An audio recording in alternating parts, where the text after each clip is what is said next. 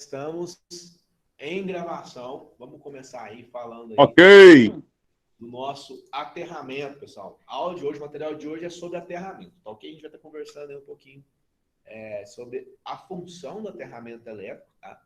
E qual que é o impacto na confiabilidade elétrica. O que acontece? Nosso sistema, né?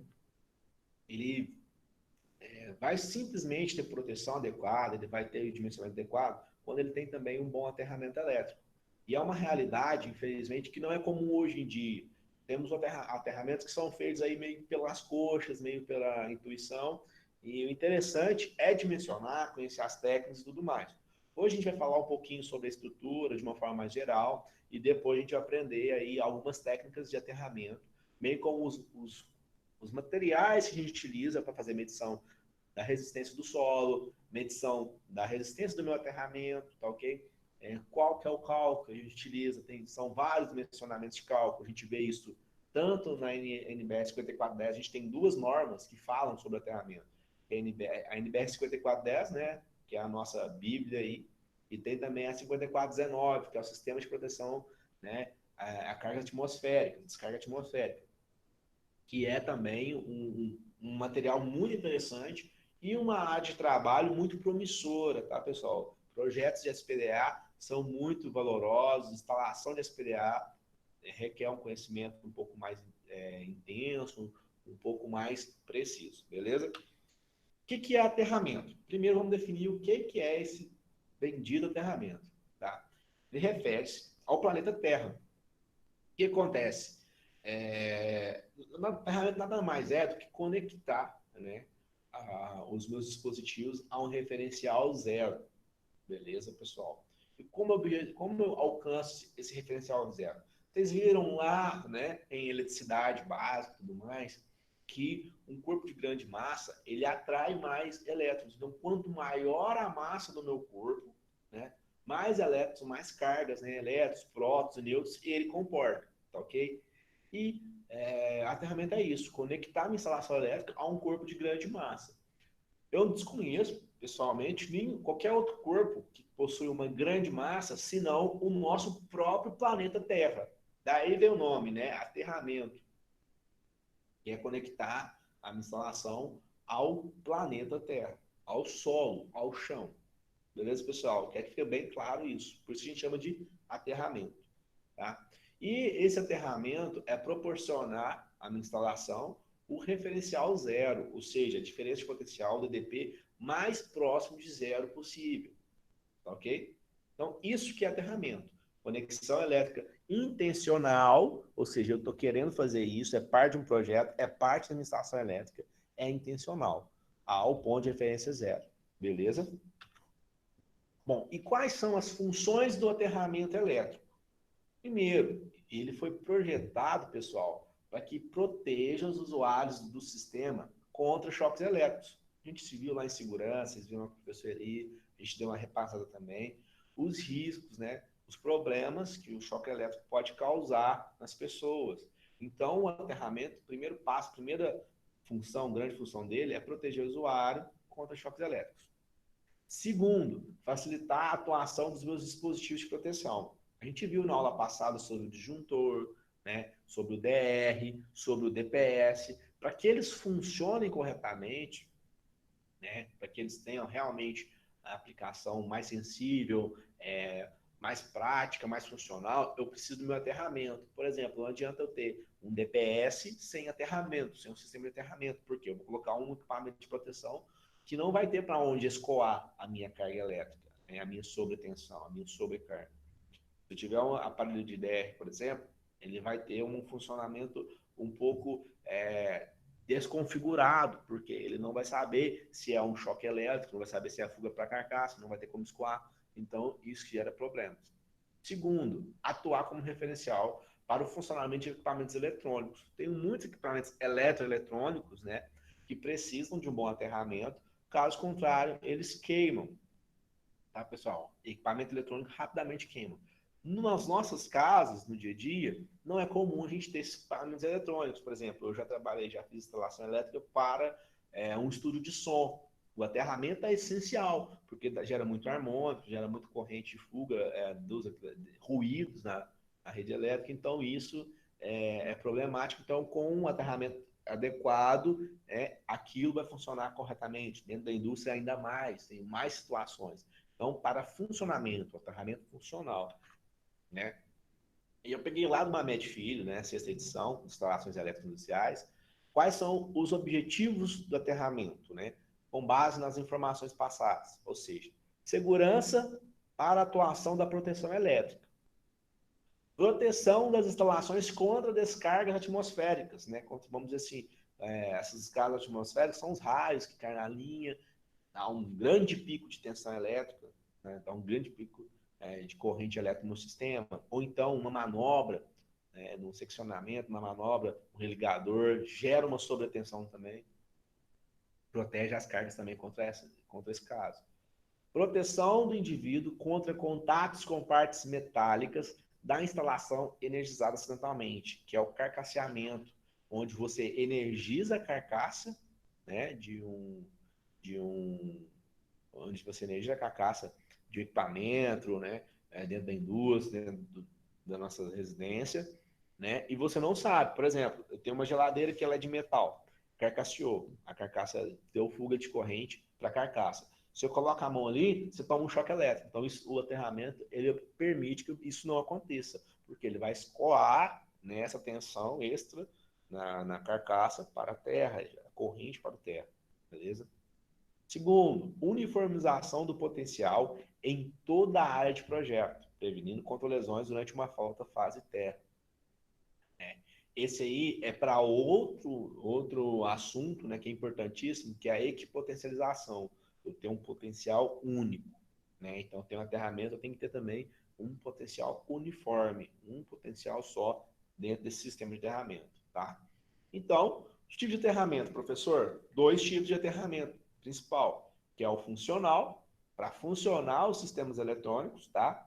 E o aterramento de proteção, proteger as pessoas e proteger os equipamentos da instalação. Ah, professor, o aterramento protege equipamento? Protege.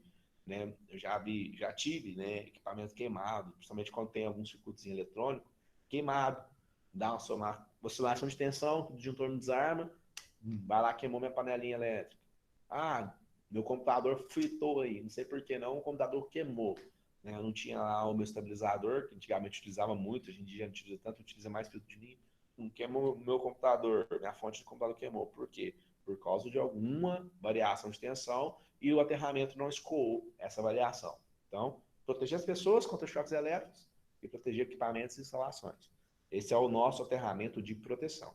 Funcional, garantir o bom funcionamento dos meus equipamentos, beleza?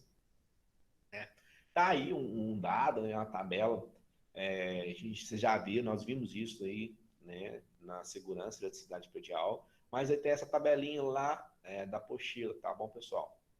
Ou seja, quando tem uma corrente de 500 miliamperes, ou seja, miliampere, reação fisiológica pode matar as pessoas. Quando essa corrente passa por nós, pode matar a gente. Acima de 30 miliamperes já dá fibrilação no nosso coração e pode levar a parada cardíaca. E da parada cardíaca pode evoluir para a morte se não tiver os devidos cuidados, tá bom? 10 miliamperes já dá dor, contrações musculares, a gente já fica incomodado, tá bom? 0,5 miliamperes são contrações musculares assim, que quando você põe a mão e tira rapidamente, a gente contrai o músculo, sente aquela porrada. 0,5 miliamperes, uma corrente muito baixa, né?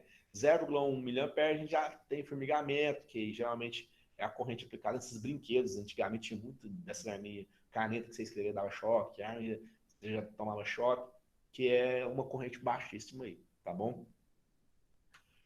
E aqui, esse material aqui é uma curva, né?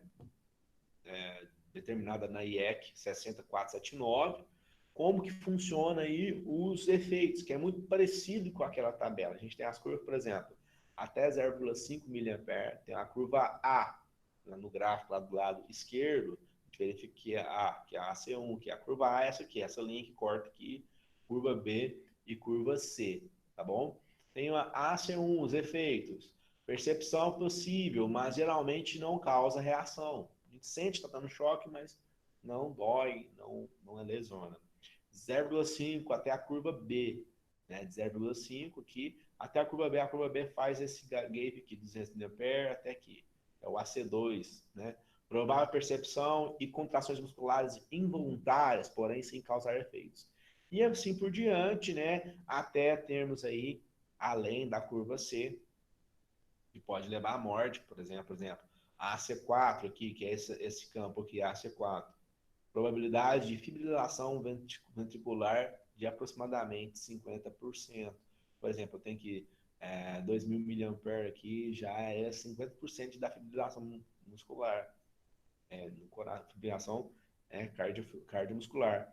AC4, né, na curva T, por exemplo, 5.000 mAh, 1 mAh já pode levar à morte, bom, a gente viu aí. Então, pessoal, é uma coisa muito pouco. A gente pensar aí que o nosso chuveiro aí tem, às vezes, uma corrente nominal de 25 amperes, tomar um choque desse, sabendo que 1 ampere pode matar, não é nada legal. Então, a nossa intenção, quando a gente projeta aterramento, quando a gente projeta, né, os nossos dispositivos de proteção, é justamente o quê? Primeira coisa que a norma fala, os diretrizes, os parâmetros da NBS 5410, possibilitar o funcionamento eficiente do meu sistema, agregando a segurança dos usuários no meu sistema elétrico. Então, a gente tem que se importar. Nós, enquanto eletricistas, a gente tem que se importar com a técnica, com fazer funcionar, com fazer dar certo, mas de uma forma segura, de uma forma correta.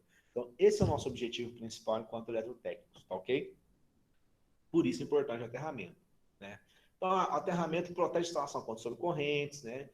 Facilita a interrupção, a atuação dos dispositivos de segurança, né? E também protege a gente contra a corrente de falta, beleza? E aí, um exemplo, né, que a gente sabe muito bem, é o conhecimento comum, né, que o corpo tem uma resistência elétrica.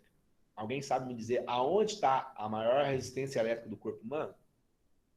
Lembra, a gente já falou, acho que a gente já até falou aí sobre isso. Eu acho que é no peito, aqui no tórax. No tórax é o ambiente onde que causa mais danos por causa do coração. Então ele conduz a eletricidade, né? Então ele tem, se passa a corrente no tórax, por exemplo, um choque mão esquerda ao pé, passa diretamente no coração e a gente gera efeitos e a facilidade de fibrilar é maior. Mas o que dá resistência para o nosso corpo, qual que é vamos supor, a proteção elétrica que a gente tem, o que cria resistência a no nosso mão, corpo? né? A mão, porque, na verdade, não só a mão, a pele, tá, pessoal? A única coisa que impõe aí a resistência do nosso corpo é a pele.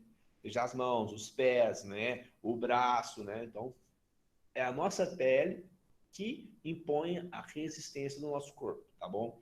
E aí, um exemplo das mãos, por exemplo, as mãos secas têm uma resistência de 5.000 ohms, ou 5 quilômetros, tá? Mãos úmidas, deu uma lavada, sequei mais ou menos, se eu tomar um choque, ou por exemplo, estou trabalhando aqui, tô com uma luva quente, estou suando demais, tirei a luva, eu tomei um choque na mão. A minha resistência já caiu ali para 2.500 ohms, que é a metade, pessoal. Úmidas. Então, assim, tá molhado de suor, tá umedecida a minha mão, a minha resistência, por causa da pele, por causa da água, do suor que envolve, os sais minerais que envolve na minha mão, cai aí drasticamente. Se eu tiver com a mão molhada, lavei, tá molhado, tá pingando aqui, né? Já cai para 1.000 ohms. Olha para você ver, 5 vezes menor. Então tem uma queda muito grande. Se estiver imergido na água, como a gente já viu aí, muitos filmes, né? Que matam muita gente com secador.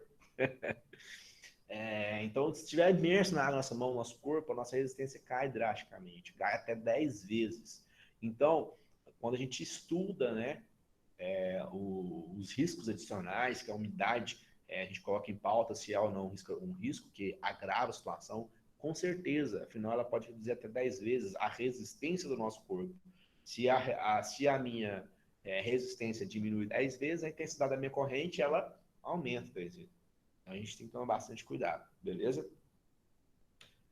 Bom, aí, né, eu trouxe aqui um exemplo de como que o aterramento elétrico opera na proteção contra choques elétricos.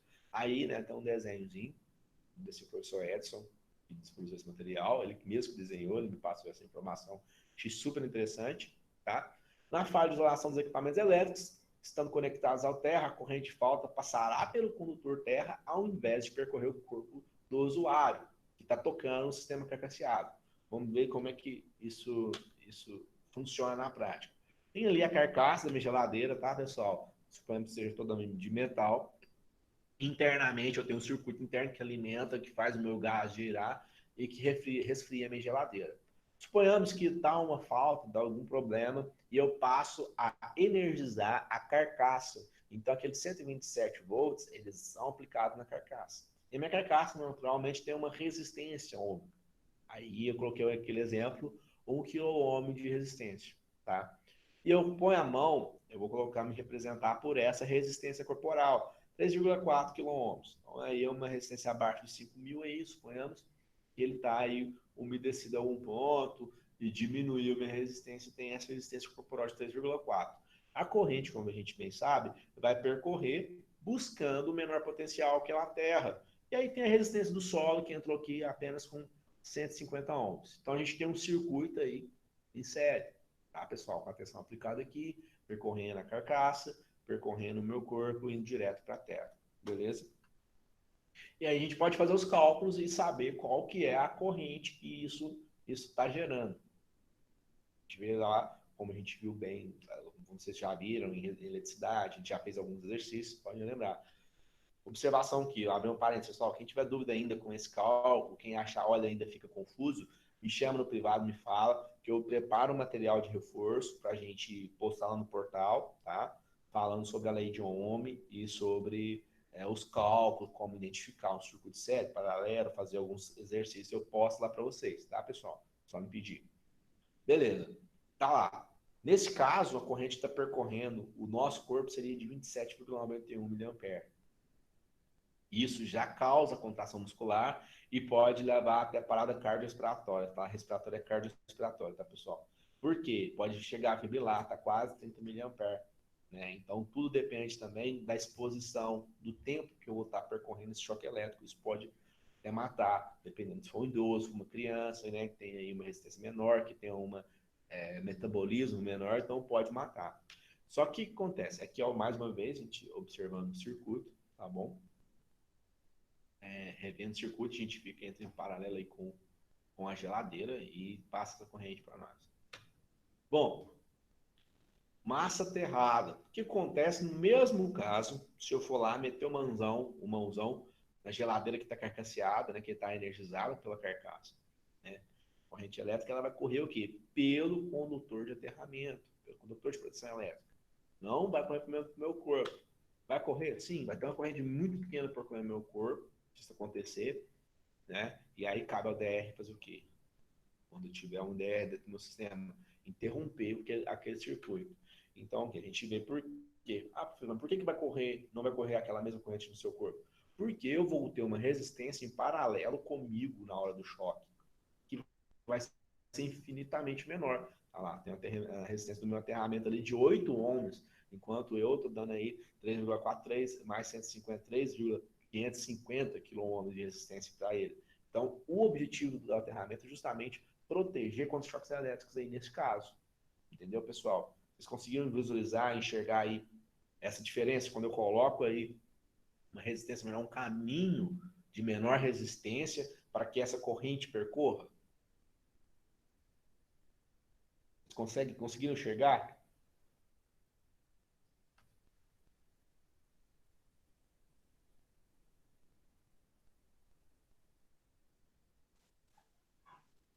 Sim, professor. Bacana, bacana. Então, isso é importantíssimo, a gente ter essa noção, tá?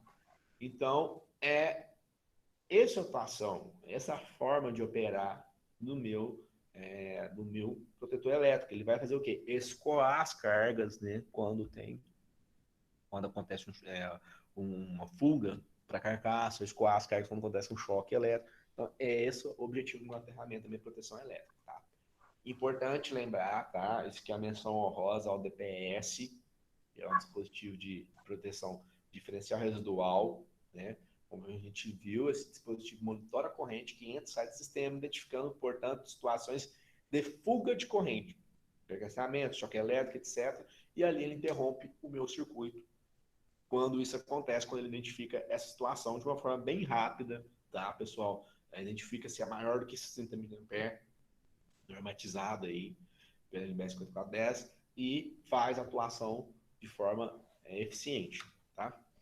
Vamos agora, pessoal, falar um pouquinho da estrutura. O que a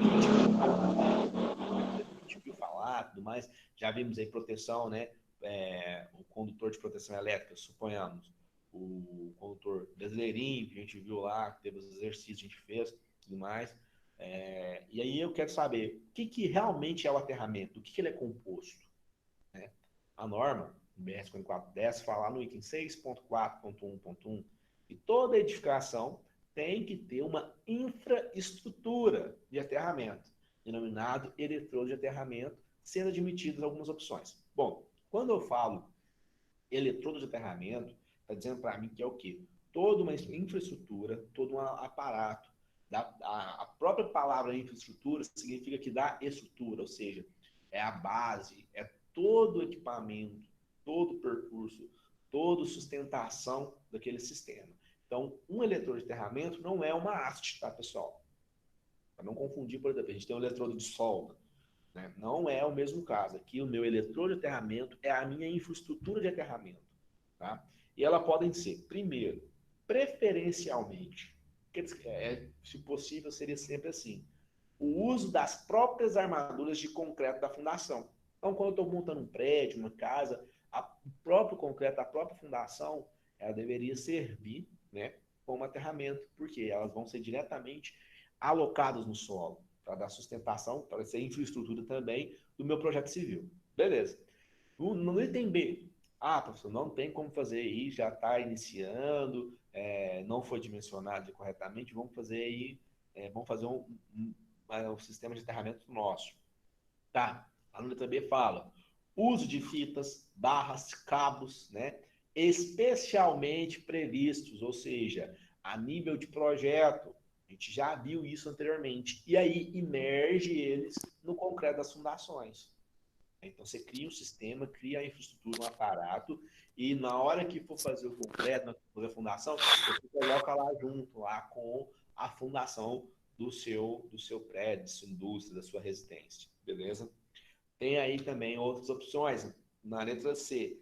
Observe, pessoal, que, por exemplo, se não deu para fazer a forma A, tem a opção B. Não deu para fazer a forma B, tem a opção C. Na opção C fala o seguinte, uso de malhas metálicas enterradas no nível das fundações, cobrindo a área da edificação e complementadas, quando necessário, por hastes verticais e ou cabos dispostos radialmente, pés de galinha. Posso usar malhas aí, entendeu, pessoal? Posso aterrar os meus condutores, posso usar hastes verticais, que é as hastes que a gente comumente utiliza, que é o mais conhecido, tá, pessoal? No nível das fundações, ou seja, é abaixo da estrutura. Então, eu tenho que enterrar e criar uma estrutura, né, ao redor aí da minha edificação. Professor, não deu, né, já dá aí andamento, não consigo instalar dessa forma, tem outros, tem o lote do vizinho, não consigo, já está em processo. O que eu preciso?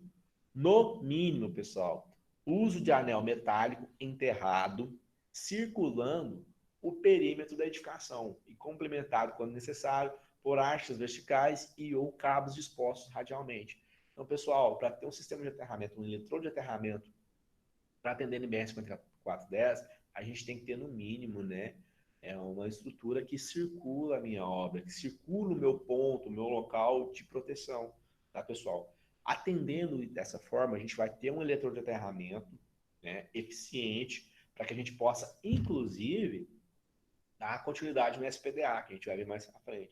Então, a gente tem que estar atento tanto ao NBS 5410 quanto a 5419, quando a gente for prever esse tipo de estrutura. Beleza, pessoal? Ô, professor, deixa eu fazer uma pergunta. Então, isso quer dizer que eu fiz o aterramento, aí beleza, o aterramento tá pronto. Então, eu tenho que ter uma proteção para esse aterramento? É isso? Não, o que acontece? O aterramento é a infraestrutura, tá? E o aterramento ele envolve a parte que vai enterrada no chão, que faz o contato para dissipar a minha energia, ok? E desse aterramento eu vou levar para as minhas massas. Eu vou conectar esse aterramento com as minhas massas. O que é a massa aí no sistema elétrico? Então, os equipamentos elétricos e equipamentos eletrônicos. E o dispositivo de proteção, ele trabalha em consonância, trabalha junto com o aterramento para proteger contra os choques elétricos os usuários, entendeu? E possibilitar, né, facilitar, sensibilizar melhor os dispositivos de proteção. Então, um aterramento, ele trabalha somado aos dispositivos de proteção. Você entendeu? Porque o dispositivo de proteção, ele não é para proteger o aterramento. Ele é para trabalhar junto com o aterramento para proteger os usuários. Foi essa a sua Entendi. dúvida? Aham, entendi. Beleza. Bom, aí algumas imagens eu tirei aqui da postura de vocês, tá vendo? Preferencialmente o uso das próprias armaduras. A gente vê aqui o pessoal utilizando aí as ferragens e tudo mais. Uso de fitas, barras, cabos, metais imersos no concreto das fundações. Então, eu faço meu projeto, faço, né, previsto, especialmente previsto, e crio de acordo com o projeto que eu previ. O uso de malhas metálicas enterradas no nível das fundações, ou seja, abaixo, né, da minha fundação, ou seja, no chão, onde eu tenho a minha fundação acima deles, construída posteriormente. E então, o uso de anel metálico, tá vendo? Um anel simples. Esse aqui eu tenho aqui o sistema de enterramento simples, ao redor do perímetro da edificação. Circulei minha casa aqui, minha residência, e fiz um sistema de aterramento bacaninha, está atendendo a NBR 5410 e é eficiente. Vai descarregar, porventura, quando acontecer algum evento, alguma descarga atmosférica, ou então algum choque elétrico, vai descarregar com eficiência, né, essa corrente elétrica, essa tensão elétrica para a Terra. Beleza, pessoal? Bom, e aí lá no item 6.4.1.2 fala o seguinte: a infraestrutura de aterramento ela tem que E, ser. professor, Pode falar. só uma dúvida. Essa malha de metal ali, ela tem que estar por baixo do alicerce? Sim, por baixo ou então envolvida junto aí com o alicerce. Ela tem que Ó, estar. você pode fazer um exemplo assim, eu montei o alicerce, fiz o contrapiso. Essa malha que eu botar por baixo, se eu botar por baixo do contrapiso, já tá valendo? Não, não está valendo. É porque ela tem que ser envolvida pela terra. Tem que ser abaixo do contrapiso, entendeu? Então, tipo assim, eu boto ela e boto o contrapiso em cima. Não, não funciona. Tem que ser a mais abaixo. Você tem que estar a 50 centímetros do nível da fundação. Ou seja, antes de Ah, botar o contrapeso, né, a gente vai ver aí, depois a gente vai ver como dimensionar. Eu vou fazer uma aula especial aí para a gente fazer, tal, tudo mais. Ver se a gente consegue fazer aqui também no cenário um sistema de aterramento em algum momento. Mas você vai ver que o ideal é ter ao menos 50 centímetros aí aterrado ao nível do chão, abaixo do nível do E chão. esse, e esse círculo aí que eu faço, pode fazer em volta. Se igual eu faço a valeta para fazer o alicerce da casa. Se eu botar lá abaixo do alicerce, que já vai estar aterrado uns 50 centímetros por ali, ela vai ter efeito? Aí atende. Aí atende. Aí tá ok. Você for no buraco lá, vou aproveitar e vou colocar aqui, vou criar meu sistema de aterramento aqui em volta, nesses vãos aqui do alicerce, antes de eu concretar, antes da sequência na obra. Aí ela é excelente. Ela, inclusive, ela já vai entrar aqui, no caso aqui, no B, entendeu? Você está fazendo que uma estrutura antes, né? Especialmente prevista. Então, quando você está fazendo isso, você já está utilizando de um sistema de aterramento eficiente. Assim, entendi. Entendeu? Bom, continuando aqui. Né? Fala o seguinte: ó, pessoal, vocês têm que fazer o sistema de aterramento. Mas ele tem que ser feito da seguinte forma: ele tem que ser confiável. Como confiável? Ele tem que satisfazer os requisitos de segurança, ele tem que atuar, ele tem que funcionar, tem que ser confiável.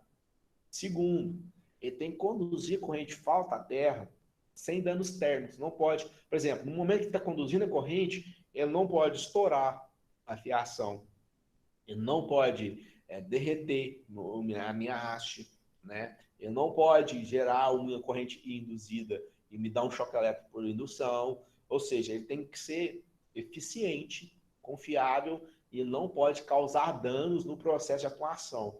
Pessoal, imagina, suponhamos que eu tenho aí uma solda mal feita, uma conexão mal feita, e aí vem aí, sei lá, 10.000 kA de corrente passando e para naquele ponto. O que vocês acham que vai acontecer?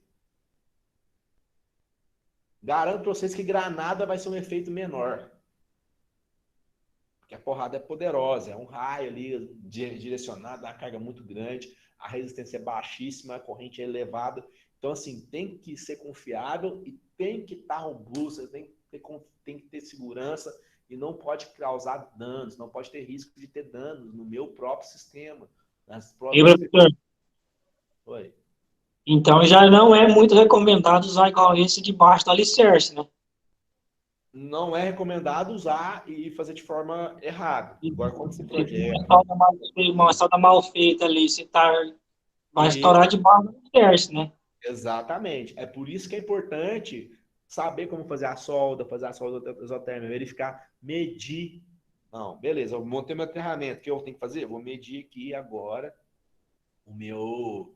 Eu vou ter que fazer a medição aqui para saber qual é a resistência desse aterramento. Tá bacana, tá legal? Então tem que fazer. Por isso que é importante a gente ter sempre tirando a prova real da situação. Não, eu medi aqui, eu medi a resistência do meu solo para poder fazer meu aterramento, fazer dimensionamento. Encontrei um resultado X. Aí eu fiz o meu aterramento, agora eu tenho que medir antes de colocar ele operacional, porque se tiver algum problema, eu tenho que identificar esse problema, se possível, antes de tacar concreto em tudo, tá? Para ter o quê? Um sistema funcional, um sistema confiável. Entendeu? Por isso, por exemplo, quando eu utilizo a própria armação, né, a própria ferragem e tudo mais, algumas pessoas ficam um pouco receosas justamente por causa desse risco, desse perigo. Uma corrente alta passando ali e poder causar danos à estrutura, entendeu? Então a gente tem que ter bastante cuidado, bastante ponderamento, pensar sempre na melhor forma possível de conduzir e seguindo as demandas da NBR 5410 e da 5419, né, para fazer um sistema realmente imponente, um sistema funcional, um sistema confiável. E por fim, né, atender os requisitos funcionais da instalação. O que é isso, funcionais da instalação? Né? Ele tem que auxiliar os dispositivos de proteção, ele tem que permitir o devido funcionamento, né, dos meus equipamentos eletrônicos de baixa tensão, para que eles não queimem, ou esse baixo. Então, assim, tem que ser funcional, tem que atender também essa demanda de auxiliar os meus dispositivos, os meus equipamentos, meus eletrodomésticos, os meus eletrônicos a funcionarem corretamente, beleza? Aí vou conhecer um pouquinho por alto aí, né? Alguns materiais que a gente utiliza no aterramento. O mais comum, né, muito utilizado, é a haste de aterramento vertical. Né? A gente possui hastes de 1 metro até 3 metros, né, de comprimento. A gente usa muito 2,40 m, 2,5 m.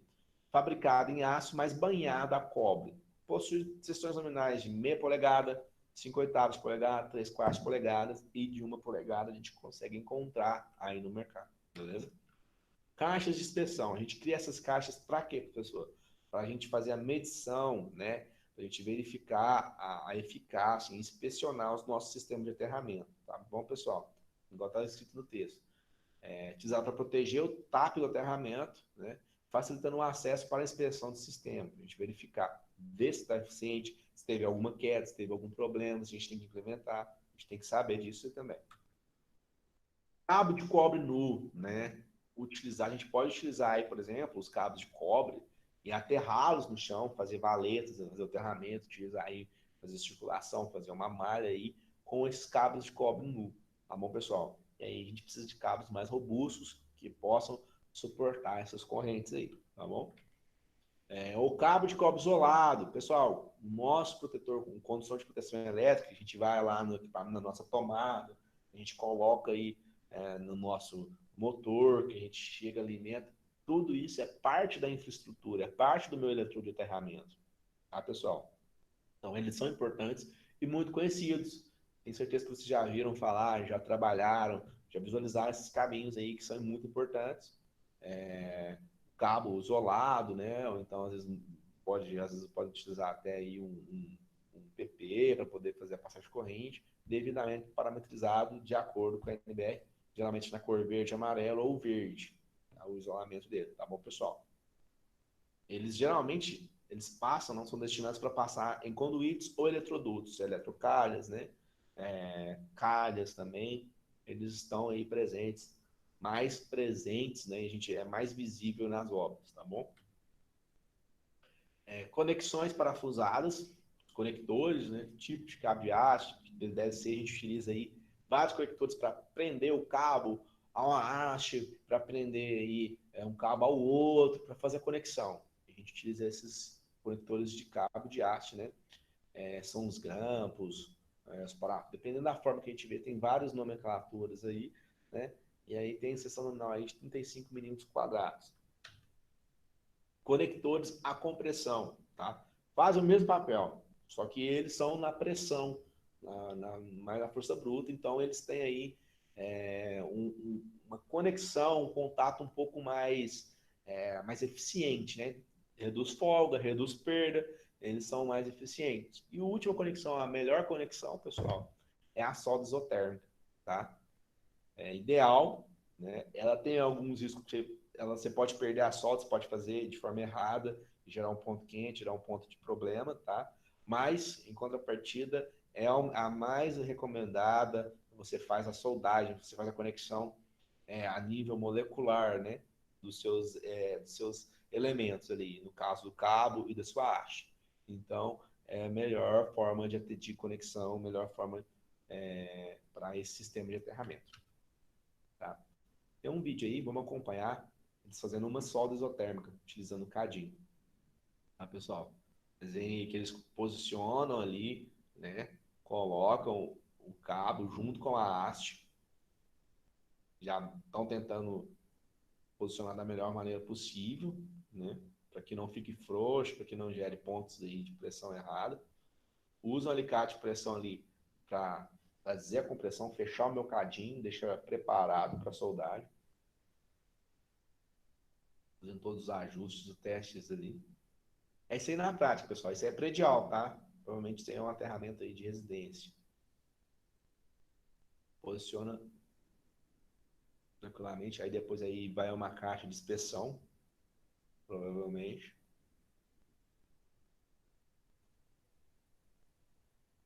Coloca o pavio para poder acender a pólvora depois. A válvulazinha de proteção, eles vão colocar essa válvulazinha lá no fundo para poder deixar para a pólvora não vazar.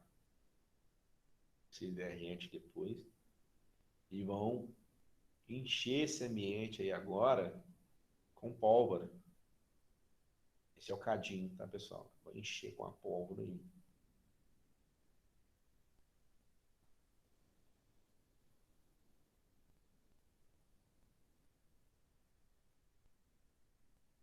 Encheu ali, né? O pavio para poder fazer acender, né? Fechou. Agora eles vão botar fogo ali. Vocês podem ver que é um processo o quê? Simples, não tem muito segredo.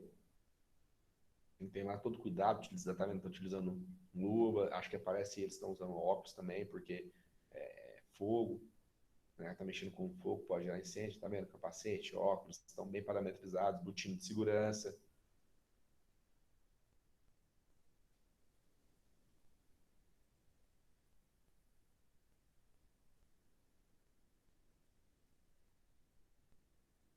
Acendeu. E acende, começa a combustão, né, da pólvora e pronto, está feita a solda. Vocês vão aguardar um pouco para abrir ali agora. Deixar solidificar um pouco mais, né, para não romper, para não ter rompimento molecular ali da solda. Então, utilizando até um recurso para ver se ainda está um ponto de calor interessante ainda, tendo combustão. Pronto. A minha solda isotérmica está pronta. Ele aliviar a pressão ali, abrir, trocadinho, e vocês estão vendo aí que a minha solda foi concluída. Beleza, pessoal? Bom, vamos aí conversar um pouco agora sobre os fatores de um bom aterramento. Professor, para eu ter um aterramento eficiente e tudo mais, o que são os pontos mais interessantes? Para a gente começar a pensar em como fazer o projeto de aterramento, para a gente começar a pensar em como dimensionar um aterramento ou como instalar. Primeiro, a gente tem que atentar-se à resistividade do solo. Segundo, o comprimento e a profundidade do meu eletrodo de aterramento, ou seja, das hastes do que eu vou enterrar, dos meus conectores de cobre, né? Segundo, o diâmetro do meu eletrodo, né? A espessura das minhas hastes, a espessura dos meus cabos, ou seja, o espaço de dissipação, né? E a resistência mecânica do meu aterramento. Depois, o número de hastes de aterramento, quantas hastes, quantos elementos, como é que eles vão ser dispostos, né? Por fim, disposição dessas hastes, disposição do meu eletrodo. Essas são informações importantíssimas. Resistividade do solo. Em suma, pessoal, é o seguinte, cada ambiente, cada território, cada região tem propriedades específicas, tem algumas generalidades, tem algumas informações. Né? Tem um ambiente que ele é com mais calcário, outro tem um solo mais arenoso, outro tem um solo mais pedregoso. Então, cada lugar ele é diferente. Então, quando a gente for construir, a gente tem que entender esse nosso solo.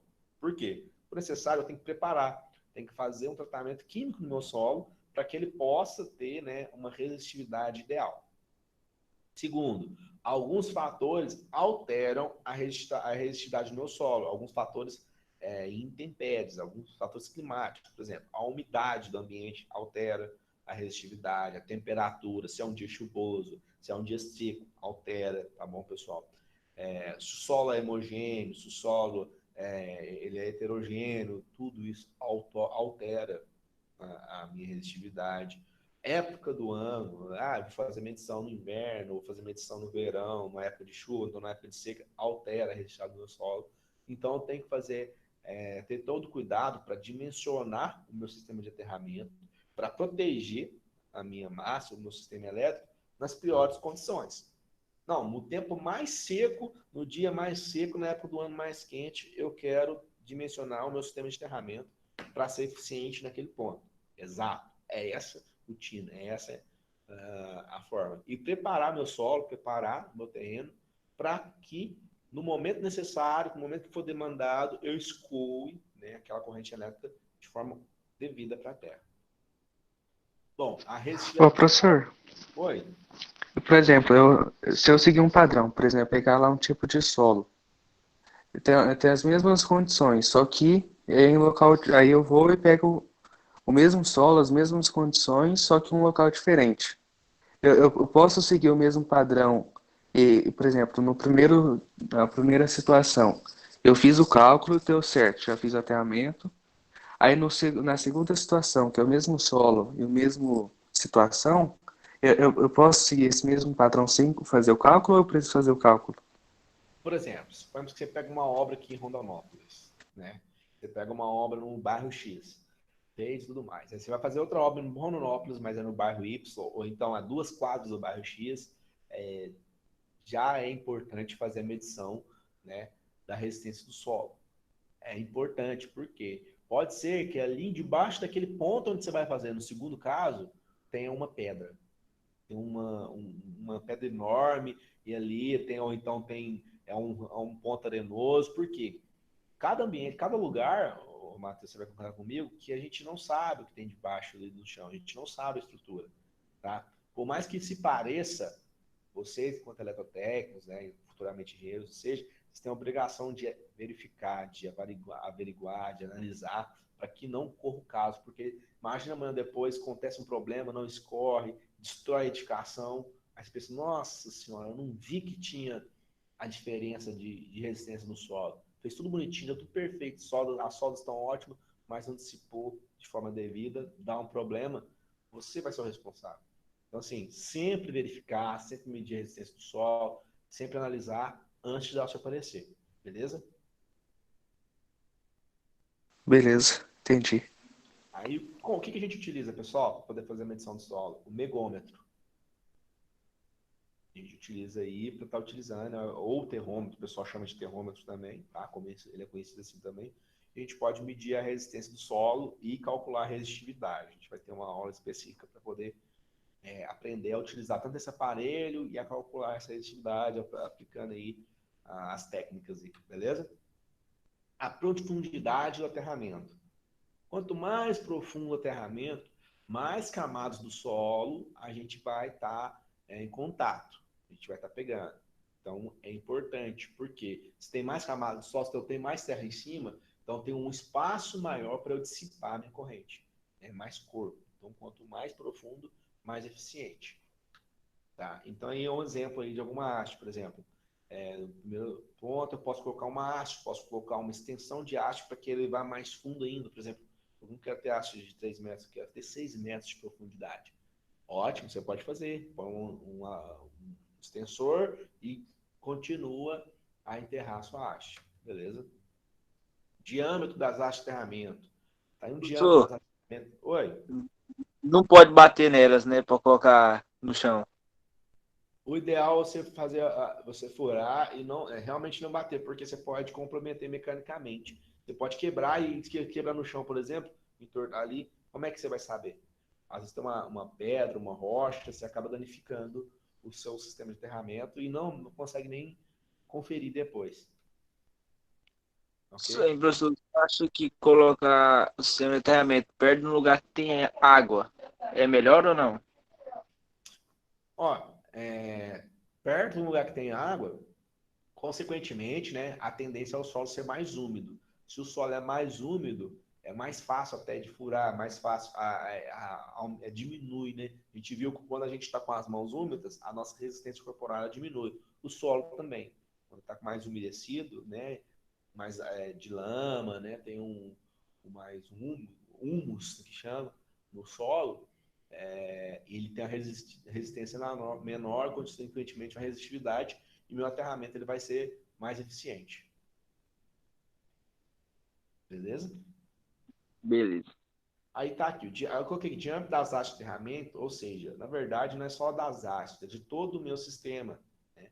Ele garante para mim uma resistência mecânica do meu eletrodo melhor, por exemplo, tem um cabo mais robusto, não, vou usar 16 milímetros, vou usar aí um de 25 milímetros, um condutor nu aí, vou colocar as hastes de 1 polegada, vou colocar um trem mais robusto. Então, quanto mais robusto, né, maior a área de dissipação, menor resistência nos cabos. Vocês lembram dos cálculos que a gente fez lá no começo, dos primeiros cálculos que a gente aprendeu para calcular a resistência do condutor elétrico, né, por metro? E a gente calculou, na verdade, por quilômetro, né? A gente calculou qual é a resistência e tudo mais. Então, quanto maior a bitola, menor é esse valor de resistência. É o mesmo caso aqui. Então, quanto mais robusto tiver minha haste, mais robusto tiver meus cabos, né, maior área para dissipação eu vou ter. Afinal, a gente sabe sim, temos conhecimentos que o efeito corona, né, onde a corrente elétrica ela circula, né, ao redor do meu condutor, nas partes extremas do meu condutor, então mais a área de dissipação eu vou ter, beleza? Então, é importante também a gente pensar nisso. Qual que é a desvantagem? Provavelmente, quanto mais cobre tem, né? Quanto mais cobre, quanto mais robusto, mais caro é também o meu sistema. Então, a gente tem que sempre pensar de forma eficiente. A gente tem que fazer a coisa correta, mas também temos que pensar na economia, nos gastos, tá? Então, mas, lembrando, é melhor a gente pecar pelo excesso, que é uma coisa que vai funcionar, do que ser pão duro ali na hora de dimensionar e acaba criando um problema, fazendo um erro, tá bom? E aí, número das hastes de aterramento. Então, no sistema, quanto mais hastes de aterramento eu tiver, maior também entra a minha capacidade de dispersão. Eu vou colocar uma haste de aterramento no meu eletrodo, só uma. Eu vou ter uma capacidade de dispersão, uma resistência X. Se eu colocar 4, 5, 6 hastes de aterramento, eu vou ter uma resistividade X menos, né? Ou seja, eu tenho mais espaço, mais pontos onde eu posso dispersar minha corrente elétrica e ficar mais abrangente, reduzindo os riscos da corrente de passo, né? E sendo mais efetivo o meu sistema de aterramento. E aí, o ponto do cabo não pode ser o mesmo, professor? Oi? O ponto inicial não pode ser o mesmo? Tem que ser pontos diferentes? Não, nesse caso aqui, ó, o ponto, nesse caso aqui é só um megômetro, né? Eu coloquei só uma imagem ilustrativa Esse que é o megrômetro ia estar fazendo a medição, né? Tá colocando a medição. Mas vocês vão ver aqui, ó, que essas barras elas estão interligadas. Eu posso ter só um ponto só de conexão, por exemplo, suponhamos que nesse sistema de triângulo, né? Eu saio lá e vou para o meu padrão, suponhamos, meu padrão para minha residência. Eu conectei só esse ponto, mas ele vai chegar aqui e vai se dissipar e vai espalhar por todo esse sistema, todo esse ambiente aqui. Então eu posso sim ter um ponto só. Essa aqui é só uma imagem de um megômetro fazendo aí a medição, né, do terreno ou então do meu sistema de aterramento. Beleza? Disposição das hastes de aterramento. Cada solo, como a gente está vendo, tem características e resistividades diferentes do outro. Então, quanto mais ácido eu tiver, menor a resistência do meu aterramento, certo? Então, eu posso também agrupar elas em formatos geométricos distintos, né? Esses agrupamentos eles podem ser feitos em linha, em triângulo, em quadrado, pentagonal, hexagonal, octagonal, isso de acordo com o tamanho e a forma que eu vou fazer o meu aterramento, tá, pessoal? O ideal. Depois você pode deixar aí dentro da sala pra cá. Beleza. Não, ok, então obrigado, Jackson. Boa noite. Então eu posso estar aí dimensionando, né, por exemplo, e colocando nesses formatos geométricos, e cada um me dá uma qualidade, me dá uma forma diferente de dissipação, tá bom, pessoal?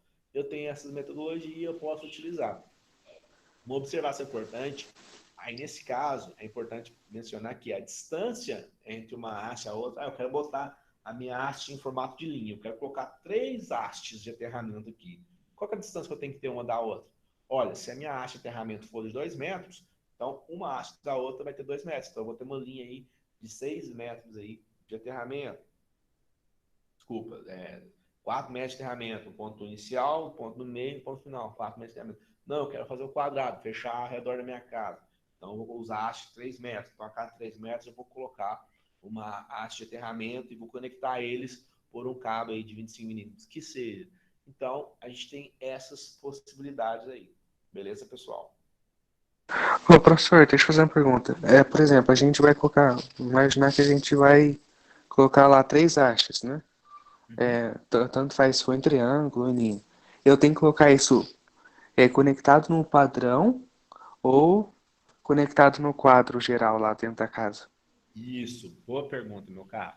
Bom, aí, para responder isso, a gente vai analisar agora e aprender os esquemas de aterramento, que é justamente a forma que o meu aterramento vai comportar e vai se relacionar com o meu padrão, com a minha alimentação, tá?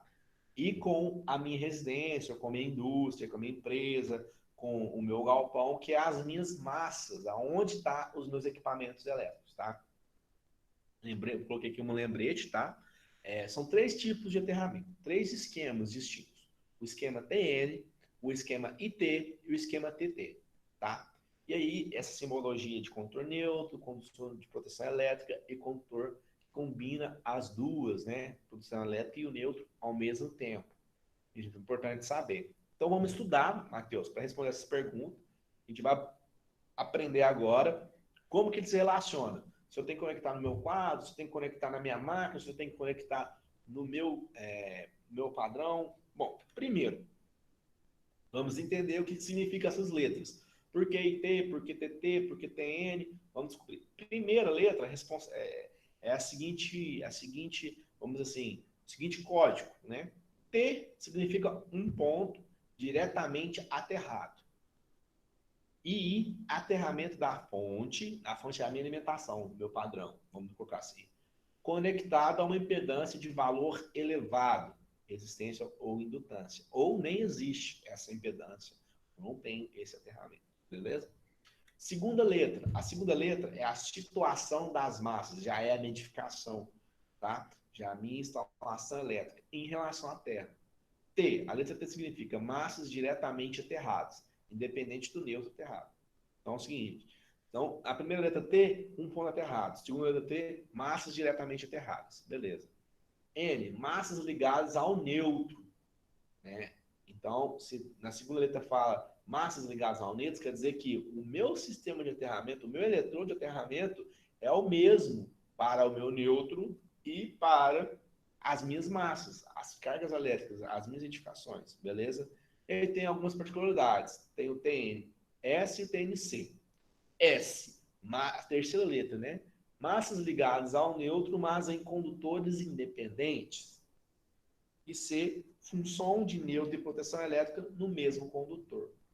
Bom, vou mostrar para vocês os esquemas, para que vocês entendam. Então, eu tenho aqui TN, IT e TT. 3 modelos de esquema elétrico. Vamos estudar um por um e suas particularidades. Esquema TNC. Então, um ponto aterrado, mesmo aterramento das minhas massas no neutro, e C, onde eu tenho o meu função de neutro e proteção no mesmo condutor. Tenho só um condutor.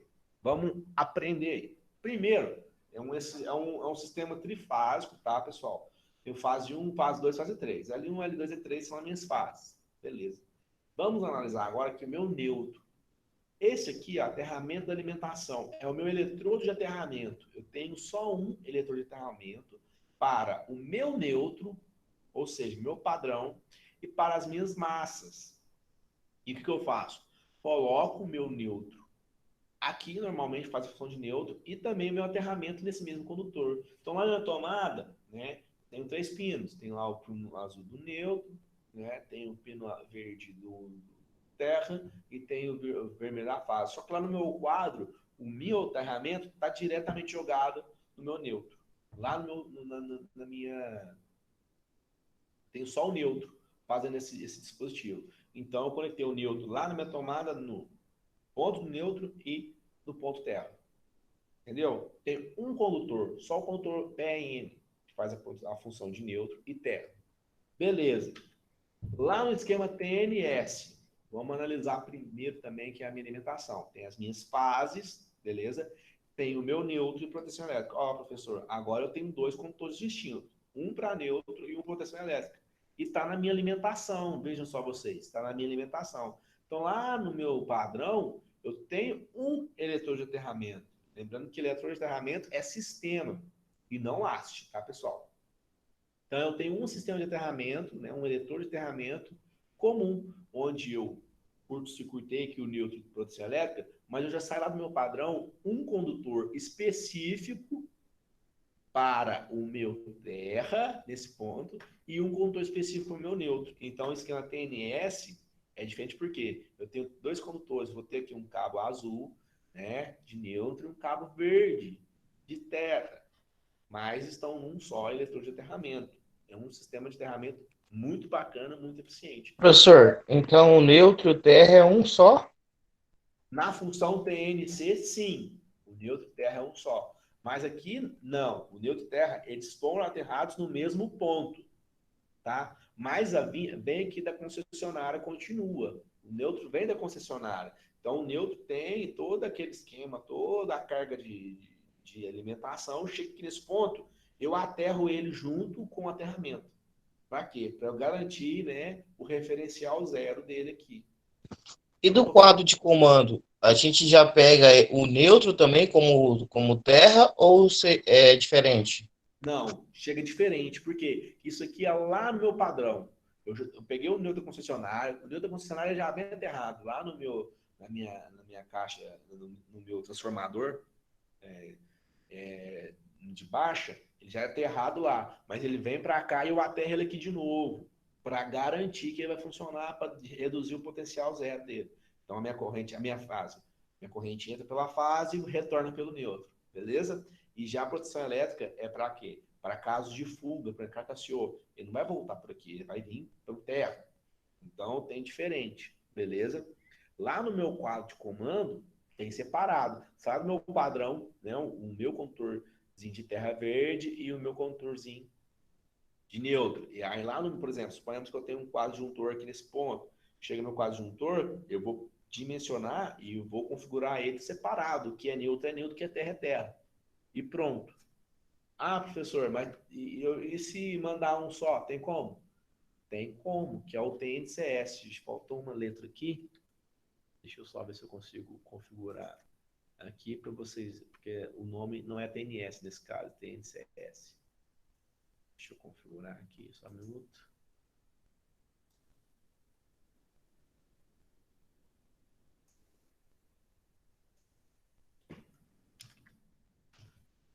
TNCS. Bom, o que acontece no TNCS? É exatamente o que você me perguntou. Eu pego lá no meu aterramento, vem o neutro. Eu faço um eletrodo de aterramento e aterro, no meu eletrodo, o meu neutro. E ele vai para a edificação só um neutro. Não estou mandando agora um condutor de terra, condutor de proteção elétrica. Só o neutro. Só que chega em determinado ponto da minha instalação, pode ser no meu quadro disjuntor, pode ser no meu quadro intermediário, o que eu faço? No quadro de passagem, eu faço. Pego o meu neutro e separo do meu terra. E aí eu crio, a partir daquele ponto, suponhamos no meu quadro disjuntor, veio só o neutro. Não, cheguei aqui e vou criar. Vou dividir o neutro e o terra. Eu tenho um condutor, passa a ter um condutor neutro e passa a ter um condutor terra. Então ele se divide e passa a ser dois condutores. Então, ou seja, dessa característica, em algum ponto da minha instalação, ele passa a ter essa característica. Então é a mistura TN-CS, por isso que fala TN-CS. Ele começa como proteção elétrica, com PN, e depois vira proteção neutro, condutor de proteção elétrica e condutor de neutro. Você entendeu, meu caro? Essa divisão que pode acontecer dentro do quadro disjuntor, em só neutro, e lá dentro eu fazer um barramento de terra e um barramento de... Sim. Ô, professor, uma outra dúvida aqui. Tá, eu vou sair lá do quadro de comando com o meu terra, correto? Certo. Eu vou ter que colocar uma haste só para ele ou não? Não. Nesse caso, as hastes, vamos pensar aqui, ó. A haste, a estrutura está aqui. Entendeu? Então, aqui são os fios, vamos dizer assim, os fios condutores, né? São os condutores. Então, tá aqui no meu quadro. Como eles estão num só, eles estão sendo aterrados num ponto só, tá vendo? Então, eu tenho só um eletrodo. Eu não preciso ter um outro eletrodo aqui para esse. Porque nesse caso, tá bom? Vamos supor, que é o TNS, que é o mais recomendado e o de melhor, mais fácil de a gente pensar, de a gente visualizar. Por exemplo, eu tenho só um eletrodo de aterramento. Mesmo eles estando aqui, curto-circuitados, estão num ponto só, aqui, não tem problema eu colocar eles no mesmo eletrodo de aterramento aqui. Eles vão fazer a função, eles vão compartilhar aqui, né, graças às proteções e tudo mais, isso aqui não vai voltar, não vai ficar fazendo um curto-circuito aqui, isso aqui vai escoar para a terra. Por quê? Por causa, né, da baixa resistência, porque ele foi planejado para isso. Então, a minha fuga de corrente ela vai escorrer para cá. Beleza, pessoal? E tem todos os dispositivos de proteção, né, o layout do meu sistema elétrico que ele me garante essa configuração. Só que aí, pessoal, eu tenho um outro tipo de aterramento, que é, por exemplo, o IT. Aí, nesse caso, o IT, o que vai acontecer aqui no IT? Eu vou ter o aterramento do meu neutro, da minha alimentação, ele acontece por uma altíssima impedância.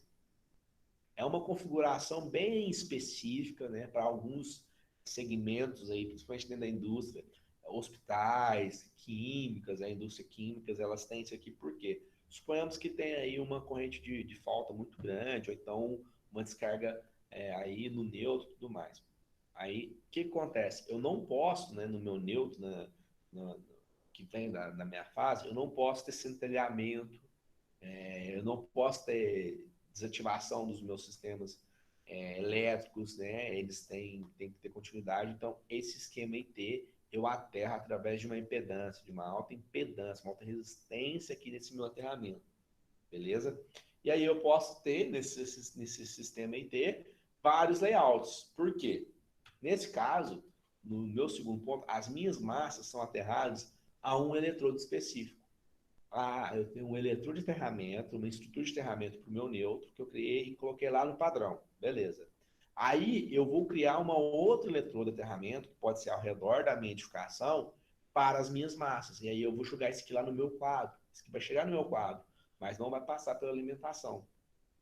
Tá vendo que é a primeira vez que isso aqui está distinto, está separado? Eu tenho duas estruturas diferentes. Uma para alimentação e outra para o meu proteção elétrica, para o meu terra. E aí eu vou ter os dois condutores. Porque nesse caso aqui eu posso ter um equipamento que seja trifásico ou não ter nenhum equipamento que precise do neutro. Beleza? E aqui outros esquemas. Pode ter o caso onde não tem aterramento do meu Talvez eu tenha um caso no esquema IT, onde eu não aterre meu neutro. Pode sim, com altas impedâncias, onde eu tenho as minhas massas, cada massa tem o seu próprio eletrodo de aterramento.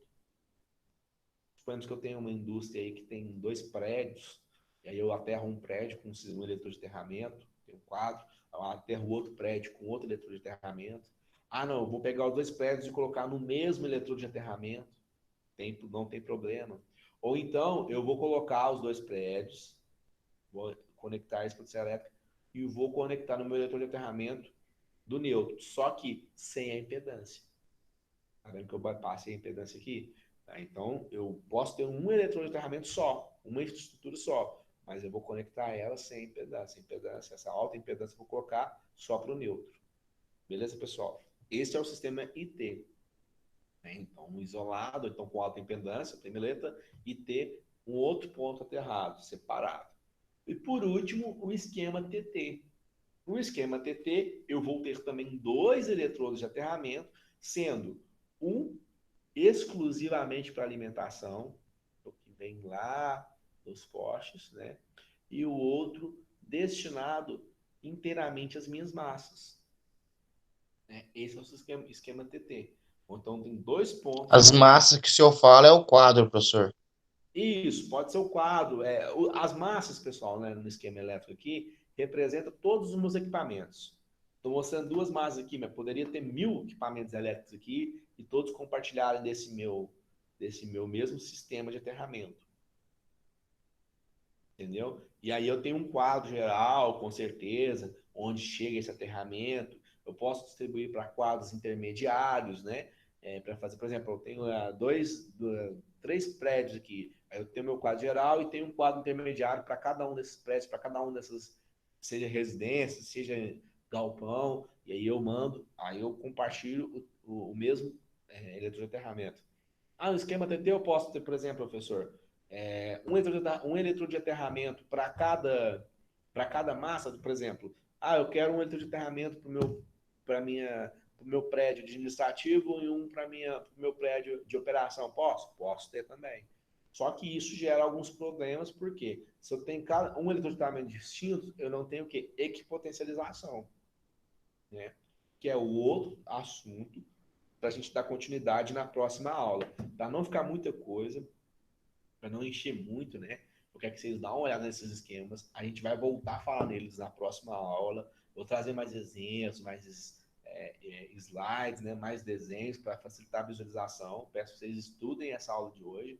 Aí na sexta-feira a gente vai voltar a falar um pouco mais sobre esses esquemas, falar um pouco mais sobre esses aterramentos, aprofundar um pouco mais nessa área de atuação.